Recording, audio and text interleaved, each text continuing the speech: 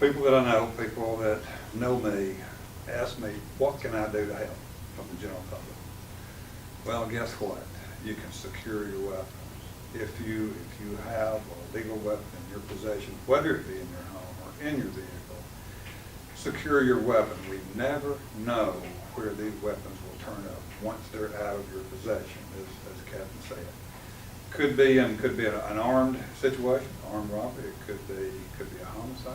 It could be trading other weapons for those weapons. We just never know.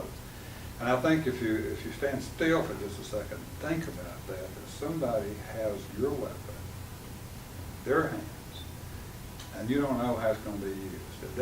That's a thought that we really need to work on. People that have the weapon certainly are legal and welcome to have them, but just secure them in a safe place. Crime analysts noticed in the last few weeks that we had several cars with guns stolen. That's not unusual, but it's unusual to have this many in such a short period of time, so we thought it was a timely topic to come back to the public on and ask for some help. Tracy McQuinn Taylor was arrested on May the 12th of this year for violation of community corrections, aggravated robbery, and ultimately theft over 500 when they got it for the gun. The first two were warrants. He was hiding in an attic on Crocker Street. They found a 9mm Taurus pistol nearby that was stolen from a residential burglary in Henry County earlier this year. Mr. Taylor has previously been a suspect or arrestee on narcotics charges, robbery, aggravated assault, aggravated robbery, and theft. We got Mr. Antonius Merriweather, arrested July the 3rd, 2014. Ultimately was charged with all of these offenses. This was on, officers spotted him outside. He ran into a house. He concealed himself in the house with the assistance of a young man there. When officers found him, he had a Ruger 9mm semi-automatic handgun that was stolen from an unlocked vehicle on Sunhaven in Jackson in March of this year. He also had 16.3 grams of marijuana and was also wanted at that time period for community corrections violation, failure to appear.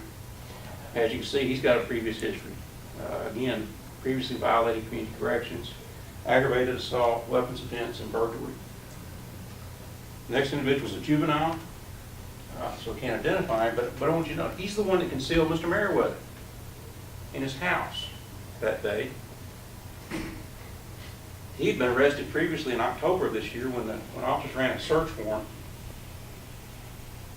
at the BP station on Whitehall in October of last year. He runs from the scene, officers chase him down, they catch him, and he's armed with a .45 caliber handgun. It had been stolen earlier that year from a pawn shop in Milan.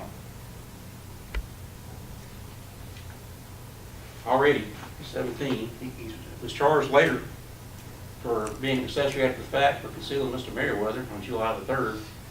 He also had priors for burglary, narcotics, theft, disorderly conduct, and aggravated assault. Then Mr. Andre Montgomery, he's 21, was arrested on May the 13th this year. He was recognized as an occupant in a vehicle where the officer knew he had a warrant on him. I'm sorry, the passenger of Mr. Montgomery's vehicle was recognized by the officers having a warrant. They pulled the vehicle over. Mr. Montgomery driving on a revoked license, a suspended license, also had marijuana, is in possession of a .357 Taurus handgun that had been stolen in a residential burglary in Portland in August of 2013. What we're asking people to do is take seriously gun ownership. It's not just a possession. When that